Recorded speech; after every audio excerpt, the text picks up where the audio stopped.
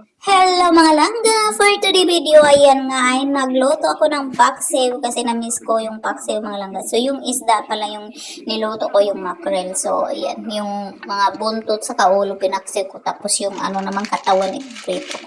So ayan, nilagyan ko lang siya ng sili, sibuyas, bawang, saka buong paminta. Of course yan, konting pangkalasa, tapos asin, tapos konting tubig, suka, konti lang nilagay kong suka dito dito kasi napaka super asim yung suka nila, pure talaga yung suka nila dito, napaka asim kaya konti lang nilagay ko. So yan, gusto ko sa paksiw konti lang yung sabaw para malasa talaga yung pagkaluto, tapos hinaan yung pagluto ng paksiw, no, para hindi siya masunog ba, hindi, konti lang may ano pa para maluto talaga siya, konti lang yung sabaw. So, habang talaga nagpaksiw ako dyan, nagluluto ako ng rice. Of course, masarap yan kung may rice. So, yung iba naman, piniprito ko. Kung ayaw nila ng paksiw, mayroon tayong pritong isda. Kasi yung anak ko ayaw talaga kumain ng paksiw. Eh, nagprito din ako ng isda para dalawa din po tayo, no?